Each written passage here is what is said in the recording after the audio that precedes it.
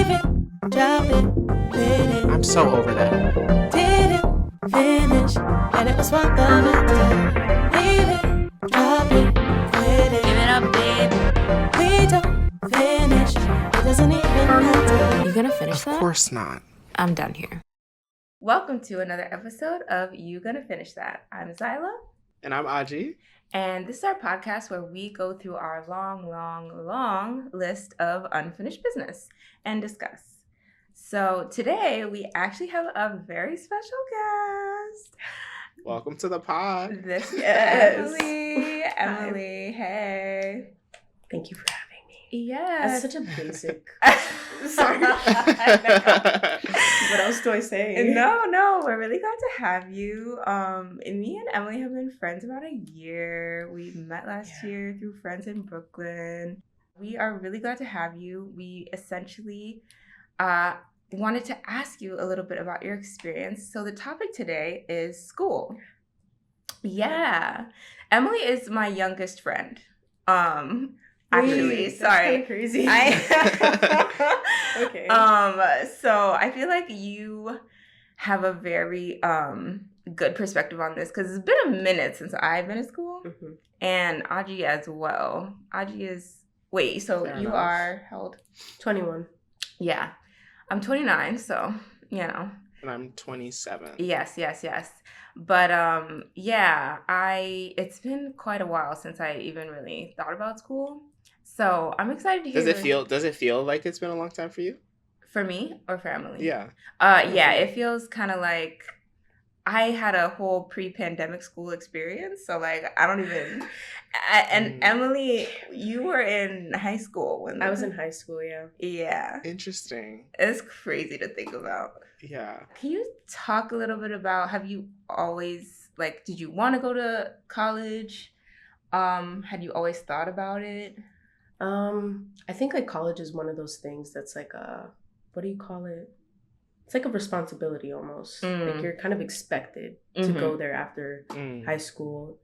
And there are some things that I'm interested in, like psychology, that I was so convinced like I could do it, even though I've like historically been bad at school, I guess.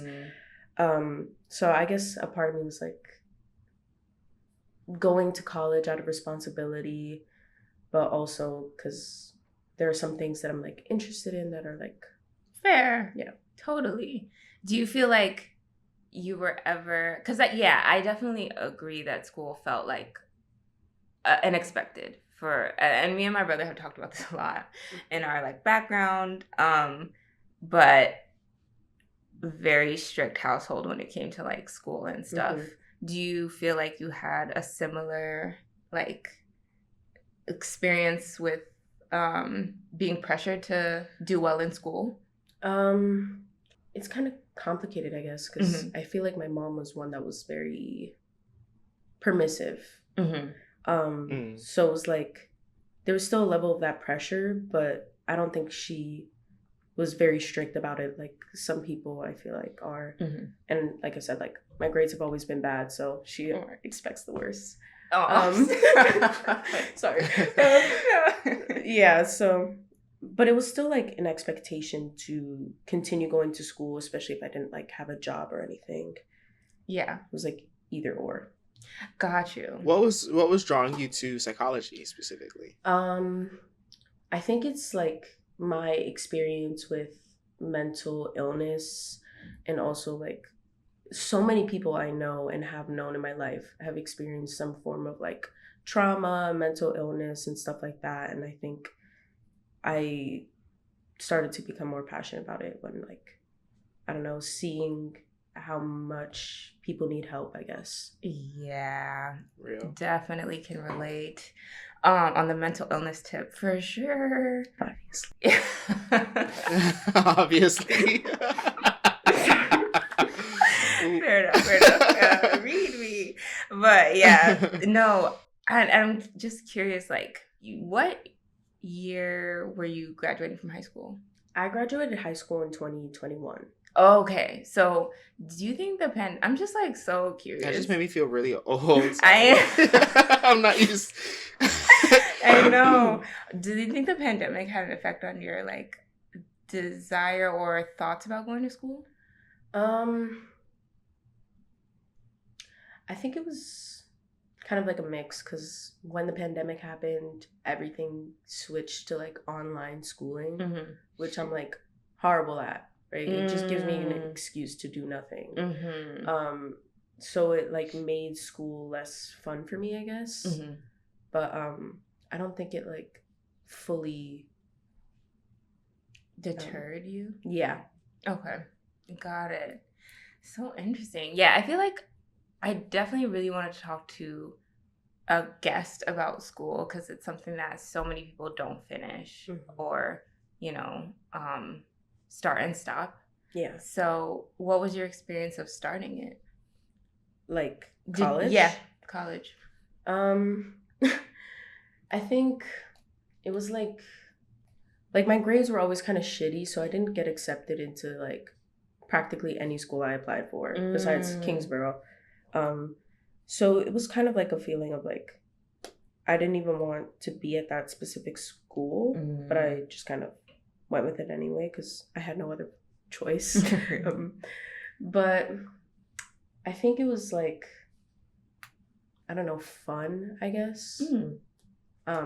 Especially like a community college, I think there's like less pressure to like, I don't know, do things so quickly. And especially in the psychology field, I felt like all of my professors were very empathetic people and gave me a lot of leeway. Do you think that alleviated some of your, because I'm assuming if you had like shitty grades, there might have been some feeling of that continuing into like that pressure or that like stress going into college. Did you have that? For sure. Like a level of it was alleviated going into college, especially having like a different structure of school. But I still like my grades got a lot better and I managed to get like A's and B's for the most part. But I was also dropping a lot of classes and having like a lot of incompletes and like what are they called, like FINs and stuff like that. So it's like half of my transcript is just like WUs and shit like that, and then the other half is like actual good grades, I guess. Okay. So what do you think was contributing to like the incompletes and etc.? I will say that I think that like my discipline isn't the best, but I speak on it. Yeah. I also have like anxiety, and then like sometimes it gets to the point where like, especially with like the shame and guilt cycles and stuff, where I get like paralyzed in fear to the point where I don't do anything. Gotcha. So then I like miss deadlines and stuff like that. Even though like I really enjoy the class and the work, it's just like I get so stuck in that anxiety that I just fail, I guess. Yo, that's such a real effing cycle. Yeah. Like literal overwhelm. Yeah. And it's ironic that that's the field that you want to go into to try to, alleviate that for people. And yet the way that the school system works, it kind of doesn't allow you to, learn to address that. So how many like semesters were you able to get through before? No shame, no judgment zone. No, because like I don't know how to count it. Like I technically have one semester left, and it's like 60. Like it's an associate's, so like 60 credits. Yeah, but I've done so many semesters. It's probably been like 3 years at least. Gotcha. Whatever that equates to. Yeah. What has been like your like growing up? Like, what was the feeling that you associated with school? I think it was like a complicated feeling because like having ADHD and like not being diagnosed with it, I mean, until I was like 13 or 14, I think it affected the way that people interacted with me, like adults, and it made school kind of difficult when like you're experiencing all of these symptoms and you're not being treated for them, and instead like adults are like shaming you for them. It's like it makes school kind of like dreadful in a sense. even though I really enjoy learning and like a level of socializing, it's like kind of took it out of me when like you're being scrutinized in such like a serious way since you're like a child. Yeah. And when you don't live up to those standards constantly, it's like, ugh, maybe I shouldn't care about this, I guess. Yeah. Ugh. No, thanks for sharing that experience. It's like, yeah, such a punitive thing for formative years is obviously going to have a huge impact on the way you go throughout life. Yeah. Currently you're not enrolled in any classes or anything. Mm-mm. And this podcast is all about the unfinished and yeah, the good and the bad of that. So Yeah. what made you kind of decide like, okay, I'm not going to enroll in any classes? I think last year my grandma died. And that was like during the winter semester actually, and I was doing my internship.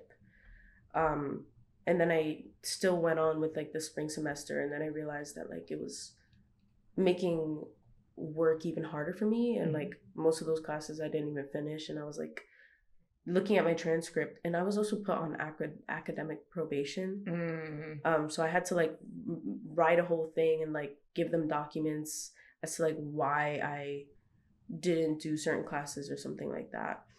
And I was like, it was so annoying to deal with that, and then also the grief that I was just like, maybe I can't do this right now because I'm just gonna keep on dropping classes. Yeah. Wow, that's like, yeah, it's such a tough decision to prioritize your mental health because nobody does that in society. We're so expected to. It's like you're told to just keep pushing. Yeah. But it's like not sustainable. Real. Sorry, my cat is doing a lot. I'm like really trying to be locked in, but. Yeah, no, it's okay. Yeah. So good for you that you chose yourself, because that's another theme on this podcast of like something. Yeah, sometimes when you choose yourself, you have to quit things. You have to give some shit up. Yeah. Did you feel like feelings of guilt or anything like that? Definitely, yeah. I think there's like a lot of guilt when, I don't know, you don't like fulfill standards or expectations, whether it be of like your parents or just like society in general. And I've been taught to like feel guilt and shame over literally everything. So when do I not feel that way? Right. And especially like still living with my mom and my stepdad at the time, it was still that like rule of either go to school or get a job. But then like getting a job is like so hard to find that I was always like in and out of work, and then like the construction shit and yeah, no, that's so real. And I mean, paying for school, how's that been treating you? Well, it is a community college, so it was like way cheaper. And I did have FAFSA and like the Pell and stuff like that. But because I was on academic probation, they didn't pay for like last semester. But I'm just like, out of sight, out of mind. I'm not thinking about that right now. As many across the country can relate. Yeah, that's very real. But yeah, I'm just like thinking about school in general and how so many people have to quit. It's not a system designed for like the benefit of all, for sure, even though, you know, higher education should be. And especially someone like you, like, as I've come to know you as a friend, you are so passionate and compassionate about people, and very wise about mental health in a way that I feel like, not to keep like young shaming you and shit, but like your generation is way more in tune. Like when I was in college, I had friends with anxiety, but like I genuinely didn't understand. Like it just like that was like the first wave of my experience of people explaining what anxiety really is, even though I definitely have a little bit or a lot of it myself. Like, you didn't know? Okay, wait. No, dead ass though. Like it sounds crazy now because everybody knows what anxiety is and just freely and also you're like uses a it. really anxious person. Yes, but in terms of like, but you didn't have the language for it. I remember exactly, like my friend was like, I got diagnosed with general anxiety disorder, and I'm like, interesting. Say more. Like, you know, like these things were not lexicon. Is that the word? You know? Yeah. So the idea that someone who is compassionate as you and knowledgeable as you and like has these experience, like has all these barriers to studying psychology and becoming a person who can help in that field is very frustrating. Yeah. It's kind of insane. Because I think there's all these like traditional systems that are in place. Like, because I even think about like when you're in elementary school and instead of like getting kids genuinely interested in subject matter, it's just like, you're going to be evaluated on this, like, so you need to know it. And if you don't know it, then like, I don't know what to tell you, like, you're going to fucking fail. But like, like if you just actually made it interesting, or like let people, obviously like there's baseline stuff that everyone needs to know, and like it might not be interesting to everyone, whatever, but like if you just kind of led with like, oh, let me see what you gravitate towards, and let's like double down on that. And because that repeats like every year until like we're in college, and like then I'm like, okay, well, what am I supposed to be learning right now? Like I actually like could not be bothered to find classes that I was actually interested in. It was literally like, okay, like I'm not doing well in this class, I'm gonna drop it because it's gonna mess with my GPA. Like I was in an astronomy class. First of all, thought it was about astrology when I signed up. It wasn't. First thing they said, first day. And then we had an open left the book. room immediately? I almost got up. And then I remember like we had our first exam, and I'm like, okay, like how hard can it be? Like phase of the moon, like where's the moon at? Look up in the sky. And it was also open note. You could have like one front and back piece of paper. When I tell you I got a C on the exam, I was like, I got to drop the class, even though it was interesting. Like I was like, there are things I'm learning about space that I'm like, okay, like didn't know that. Yeah. But I was like, okay, well, I have this objective where I need to like keep my grades high, so I'm gonna drop this class, even though I am interested in that. Yeah. And it's also like not aligned to like what I'm studying, so.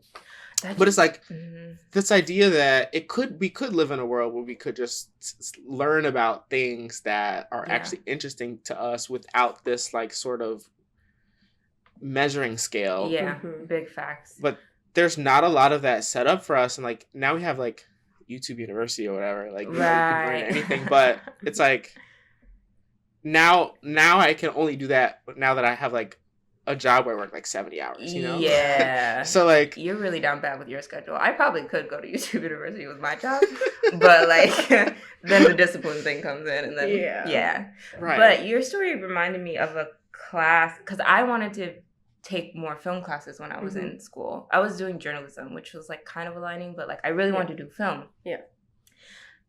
Took film 101 or whatever. The first film they showed was Birth of a Nation. Always. And not like, hey, let's talk about the history of, you know, how this is a KKK propaganda film, this, that. It was literally like, look at this shot here. Look at this black man or white man in blackface. I remember you telling me that story, and I could not wrap my head around why. I to this day, I can't, other than the fact that there is this barrier of like overt racism that also prevents. So I quit the class. Yeah, like I dropped the class after 2 days.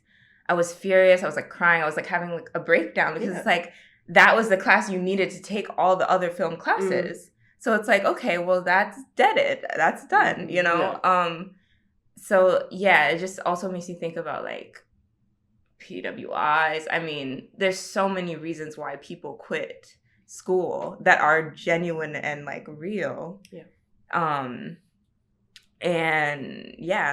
think of all the think of what society could look like if school was like designed differently. But you did say that you were thinking about like going back. And do you still think that? Or it's like one of those things that I was like, you know, I told myself, no, I'm gonna go this year, and then like in the spring, but then like life happens, right?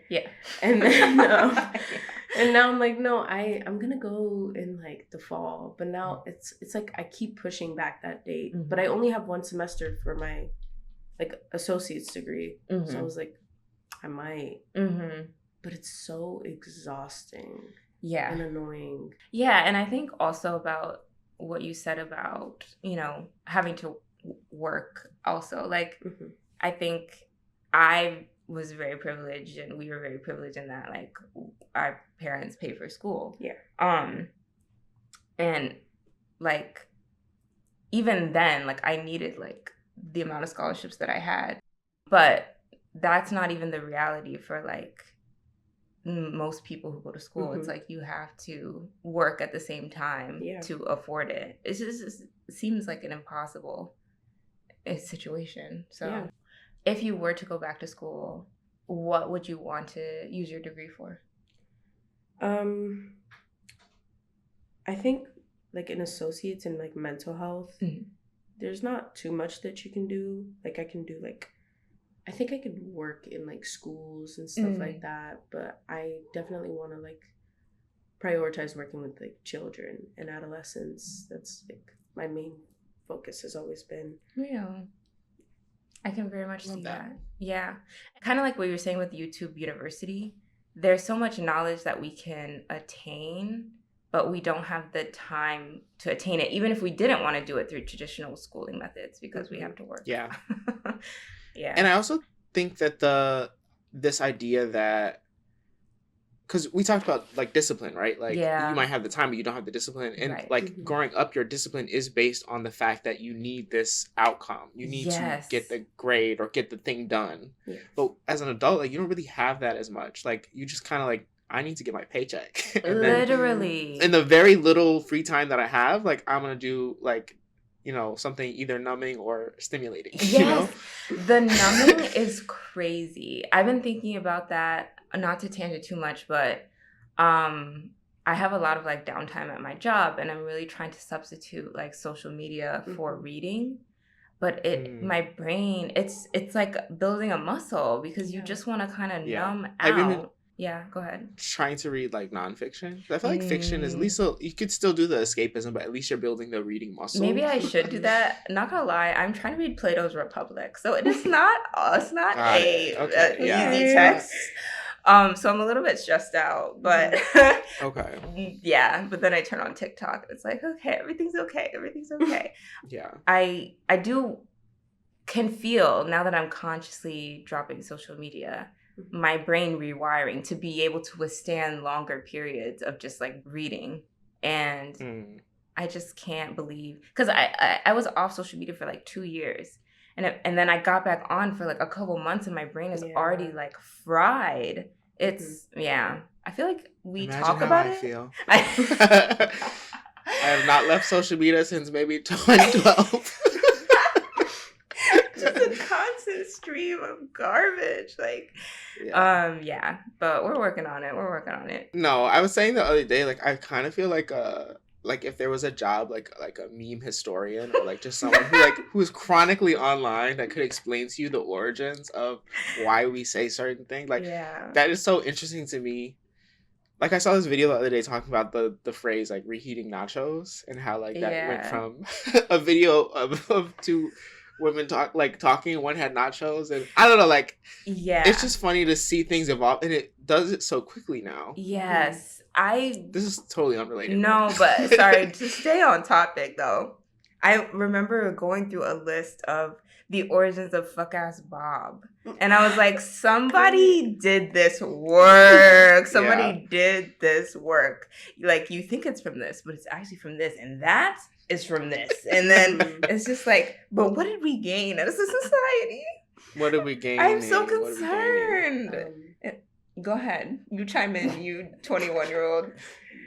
I don't know. We gained a new phrase. Yeah. I mean, it's adding to our cultural lexicon. Exactly. And like, do I use fuck ass all the time because of fuck ass Bob? Let's be real. Absolutely. So yeah, maybe it's a linguistics thing.